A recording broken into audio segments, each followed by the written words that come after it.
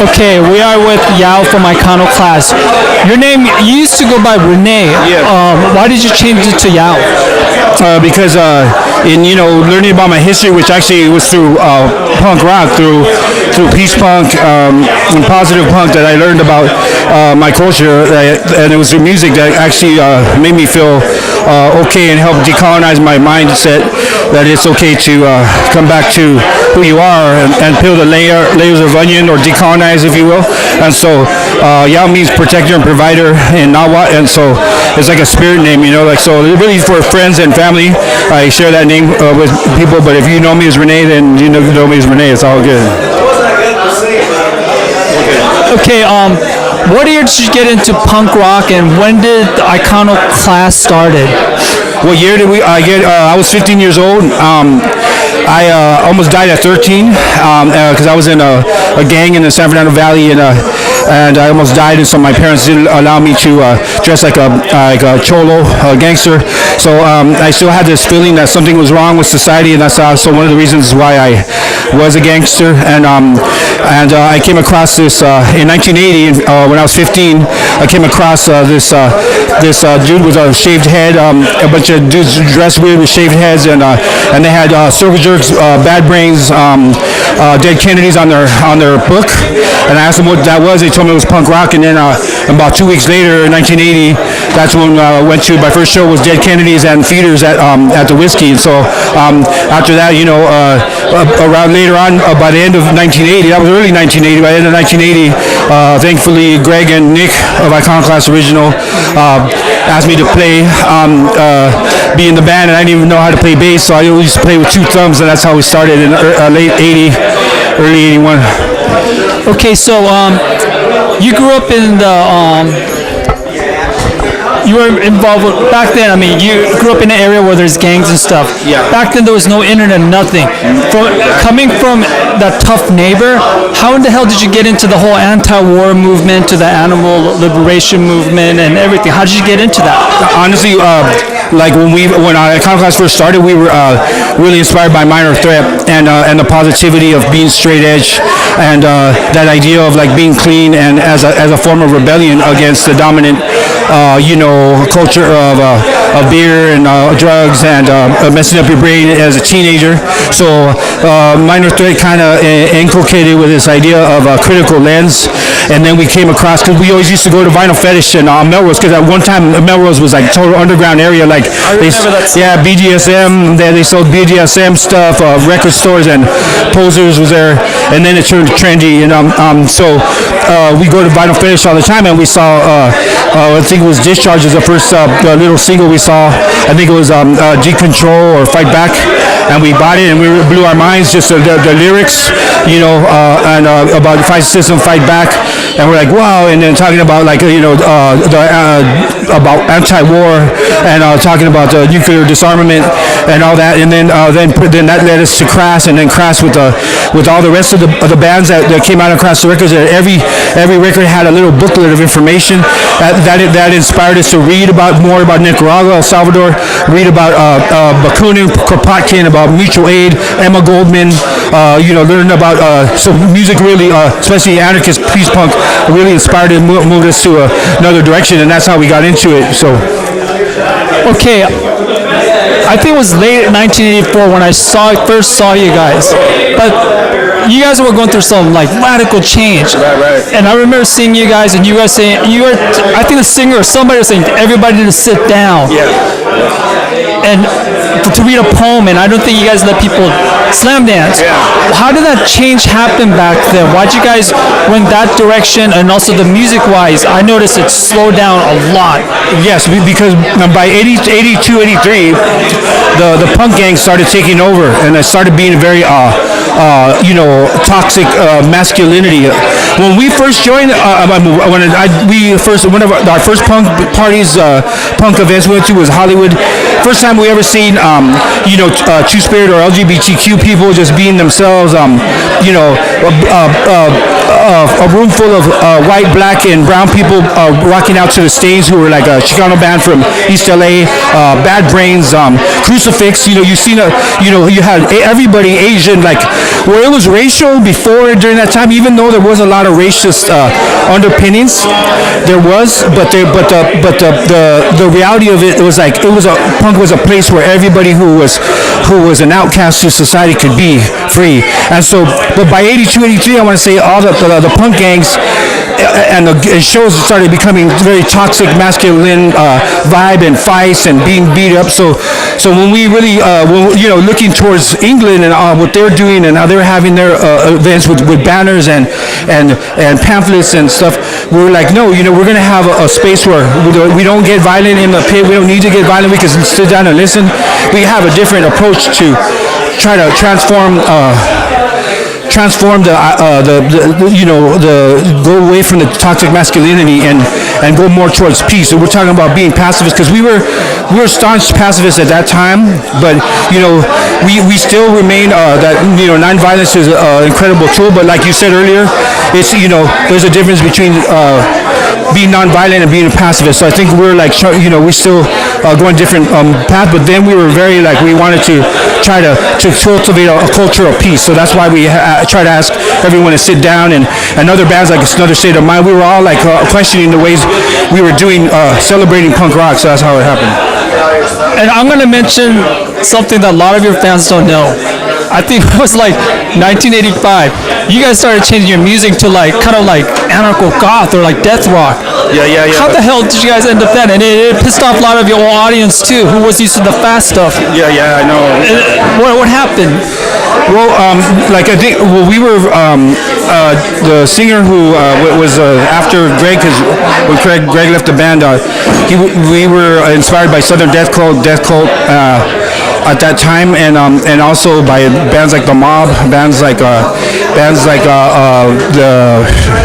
only the Mob, there was another one. But I'm forgetting right now. But Meebix, bands like that. So we started transforming our sound to make it more reflect not so dark, but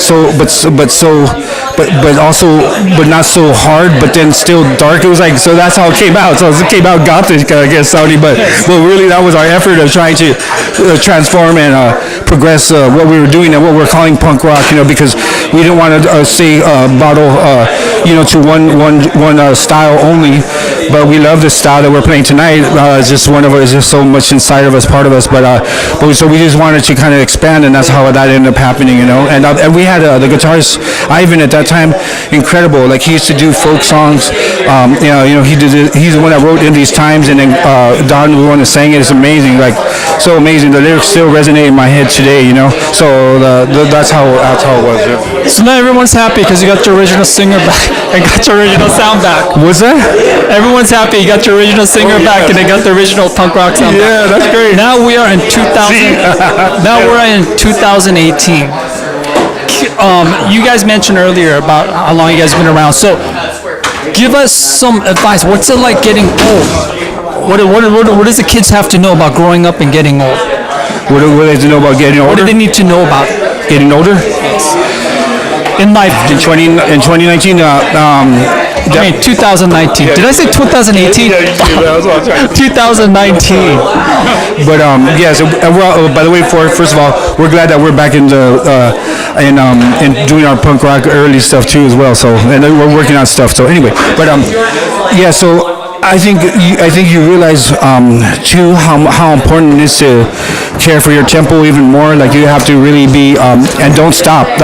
Don't slow down. Don't let people define you because there's ageism. Ageism exists. We talk about racism, talk about animal liberation, human liberation, and all that. But there's ageism. And people oh, you can't do this, you can't do that. Don't let that get in your mindset. And a lot of people even kind of dismiss you when you're a certain age and say that you're not relevant, right? But no, we are still relevant. We're still growing. You're still going to be learning as you advance, and especially it's important for the longevity, for us to be well, even at every age, we should be in balance with our temple, our bodies, and our minds, and our spirits. And I think that becomes increasingly more important, I think, as you grow older, because you see how it's so important in terms of functioning and even how you interact with people. It just helps you become wiser, you know. So, but remember, just don't let don't slow down, and don't let people tell you you can't continue dreaming to a better world, you know, because people that, oh no, you should be retired by now and be a grandpa, or you should just slow down or stop what you're doing. No, we need to keep on fighting till the end. So that's what I would say, you know. I'm gonna bring up the simple question that a lot of people have been until this day they're questioning. Like when I got into punk rock, didn't care what nationality you were, didn't care what race you were. Right. But now things were changing different. Even you were on the panel, Anarchist of People panel, in the Anarchist gathering 3 years back. Right. And why is it important about keeping the culture and everything now? Why is that? Okay, Because like a lot of punks would say, hey, come on, I thought we were supposed to erase color line or culture stuff. So why is it important? Yeah, but I think also, you know, not name dropping here at all, but even and people, you know, have whatever their critique, but even people like Steve Ignorant, who we got my other band, Aztlan Underground, open up for, you know, he.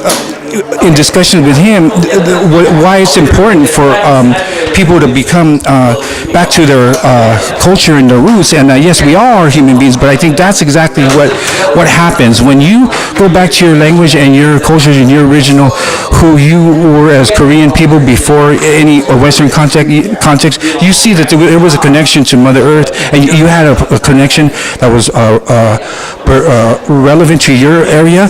Even white people. Before the Roman Catholic, before Christianity, they were what they demonized as pagans, but pagans really means people who lived in balance with Mother Earth. So in Africa, the real roots all about honoring Mother Earth, you know, in Asia, and all through the Americas.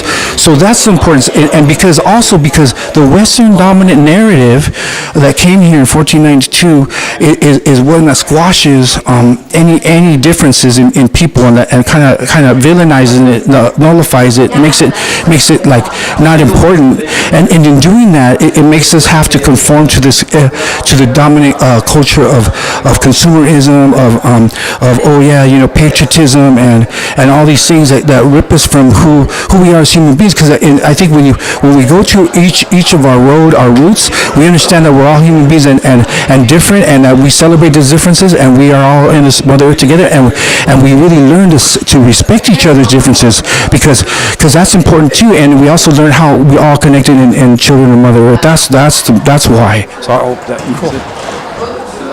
All these years, a lot of people don't know, since the 80s, you stayed in touch with activism. Even during Aztlan Underground, I would see you counter-protest against racist groups and stuff. Yeah. How did you not get burned out? A lot of people from the 80s got burned out. How did you stay committed to the struggle all these years? You know, I wanna like just give the importance to you know, punk rock and peace punk and anarchism saved my life, because it really instilled an understanding of how centralized power systems and industrialization, exploitation of Mother Earth and animals and human beings is ravaging Mother Earth, and that's how that fight is a fight for all of us and our generations to come. So I mean that's what I guess is a fire that has kept going and continues to go, because it all started from being informed from, you know, anarchist peace punk movement. So I think that's the fire that keeps it lit. So and it led me to my roots. It led me to the importance of my roots, and it led me to the important understanding of a world where many worlds fit, because we can all be different and different, you know, sexualities, genders, cultures, but we are all in this together, and it's beautiful. From Palestine to, you know, because look, like if we got to deconstruct the dominant narrative. Otherwise, we justify, you know, the killing of Palestinians and stuff like that. So all those things are all important, and everything that goes on in the world is a fire. So that's why. All right. What is the most your best memory? I mean, from Iconoclast, what was your favorite show? Like a show that, like, it stayed in your heart. It was a show in the Sportsman Lodge. Like they had just closed Godzilla's, and Godzilla's was in Sun Valley, and they were doing shows in the Sportsman Lodge, and that was probably like the first time that the whole crowd just went bananas and blew up, and were waiting for us to perform. Like probably the first time that we started getting so many accolades, and so. And that day, they all crowd surfed us. They crowd surfed the singer. They crowd surfed me. They crowd surfed the guitarist. Like they just tore up the stage, and they were singing the lyrics. And that one always remains in my heart, because it was just. And then shortly after, we lost Greg, but now Greg's back. So. What was the scariest show? Because I remember the scariest show you guys played. I'll tell you which one it was. Oh, wow. Do you want me to say it while you're thinking? Yeah. Do you remember 1985 Offenders? You guys were reading a poem, and I think it was either Skinheads, all the gang started spitting. That was fucking scary. I was 16. Oh, man. Do you remember that? Yeah. You guys were reading a poem. They were spitting at you. I was fucking scared. I was a 16-year-old kid. Yeah, that was the scariest show. That was 85. Was that 1985? Yeah. 85. Yeah. With Conflict, right? Yeah, and I was short. I'm really short. And that's what I mean. That's why we started creating our spaces, because it was just going out of control, just like what you saw. And so that's probably why I'll remember it, because it started becoming such a commonality that we needed to try to create our own safe spaces, like where we could be, cultivate a culture of a resistant culture and peace and anarchism. So that's exactly why we. Yes, we need a radical space, a radical revolutionary space and stuff. Yes, but all those people are gone, either in jail or became born-again Christian or something. Right, or Trump supporters. Or a couple of them went to my school a long time. I mean, they went to my school. They either became born-again Christians or got out of it or in jail and stuff. Yeah, man. Damn. What's the future for Iconoclast? Well, we're working on a 2-song split with Hate Preachers. It's Austin's band. Austin has a band called Hate Preachers, so we're gonna do a 2-song split, and hopefully, next year, go with you guys to Mexico City and that tour. Hopefully that so happens.